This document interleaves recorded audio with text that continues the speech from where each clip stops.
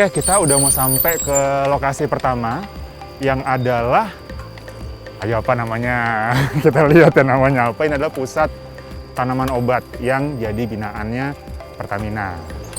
Kita lihat nih keseruan di Taman Obat dan Orchidarium Kebun Raya Bogor binaan PT Pertamina Persero. Yuk.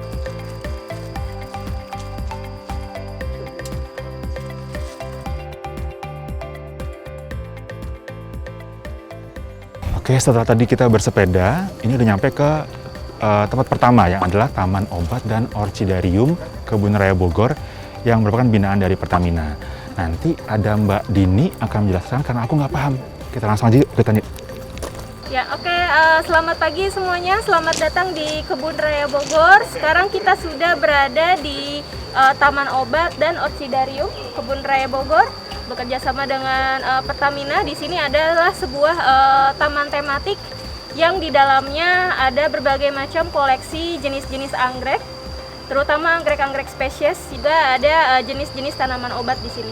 Oke, kita masuk sekarang yuk. Nah, tadi Mbak Dini bilang ini khusus mau ngeliat tanaman-tanaman anggrek yang tidak tumbuh di rumahan, bukan yang dikembangbiakan tapi yang memang natural ada di alam. Kita coba lihat ya, kayak apa sih, apa bedanya anggrek yang di rumah-rumah sobat semua sama yang ada di alam bebas seperti ini.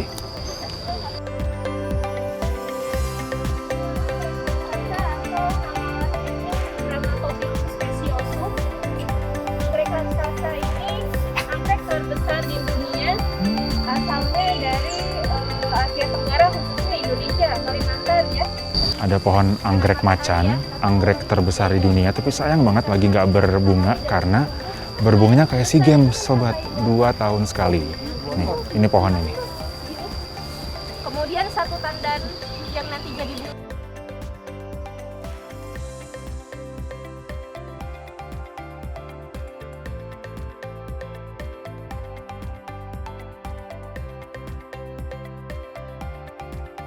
Salah satu fitur di area ini adalah kita bisa cari tahu detail mengenai tanamannya dengan scan barcode yang ada di sini.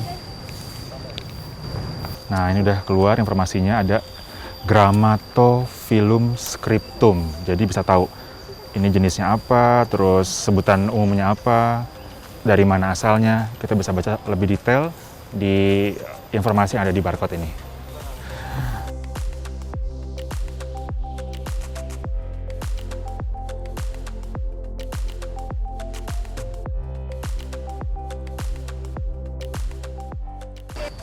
Nah, ini ada yang unik, aku juga baru tahu dari Mbak Dini tadi bahwa ini adalah cikal bakal dari Rafflesia arnoldi. Karena dia adalah jenis dari umbi-umbian, nah sebelum dia berkembang secara sempurna, dia akan berbentuk seperti tanaman pada umumnya aja. Nggak terlalu banyak perbedaan, nanti kalau udah masih berkembang, dia akan seperti yang kita sering lihat di buku-buku pelajaran zaman SD tuh. Nih, cikal bakalnya. Tuh, ini juga lucu tuh, dia kayak punya pattern yang kayak ular gitu di bawahnya, di batangnya tuh. Kelihatan nggak? Nah, ini.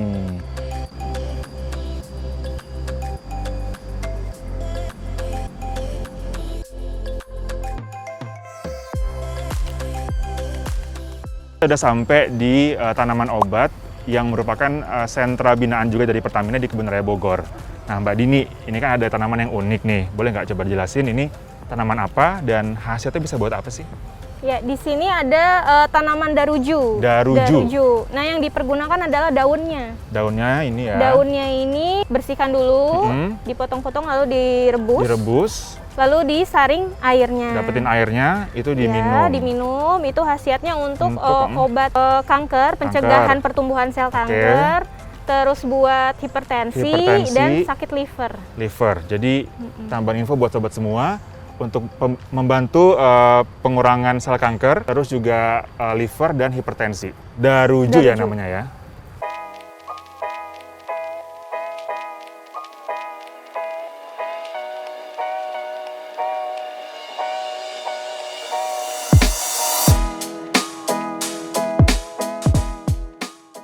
Tadi kita udah lewatin taman anggrek udah, terus ke taman obat juga udah. Nah, sekarang masuk ke sentra tanaman kopi atau coffee garden.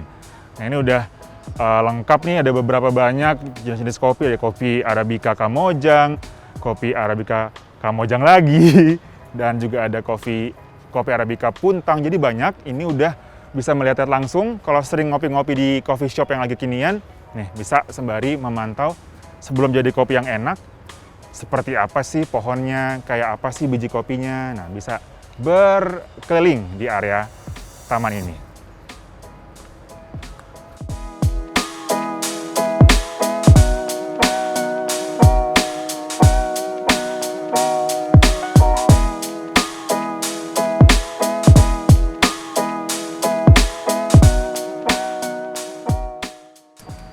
Sobat, saatnya aku mau bagi-bagi hadiah top up voucher link aja.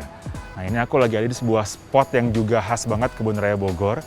Ada 2 pohon saling berdampingan yang namanya adalah pohon jodoh. Bukan itu soalnya sobat. Kan kalau jodoh kan berhubungan dengan kasih sayang, percintaan, warna pink. Pertanyaannya adalah apakah produk Pertamina yang khas banget nuansa warna pinknya? Jawab di komentar, dapat voucher top up link aja bagi yang benar. Oke, komentar ya.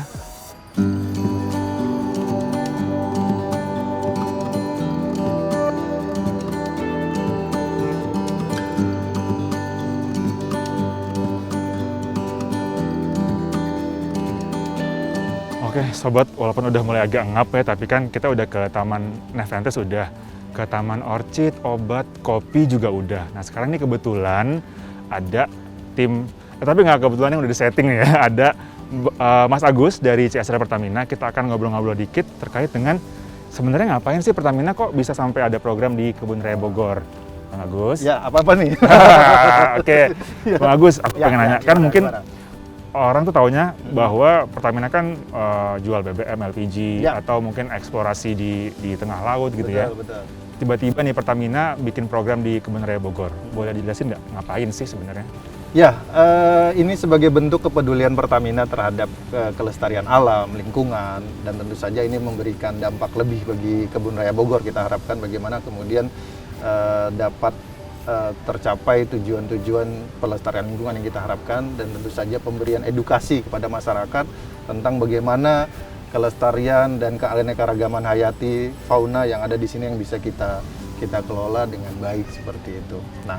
Nah, yang kita lakukan di sini memang kalau tadi kita lihat banyak ada beberapa program yang kita lakukan, diantaranya melakukan revitalisasi terhadap beberapa taman-taman yang ada di sini, diantaranya Taman Nepenthes, ya. Kemudian tadi juga kita sudah coba mengunjungi Taman Anggrek ya, Orchid. Dan kemudian juga kita menambahkan ada Taman Obat Tambah ya, Taman Obat yang kita support, sehingga memang tentu saja ini kita berharap bagian pelestarian lingkungan itu dapat kita lakukan.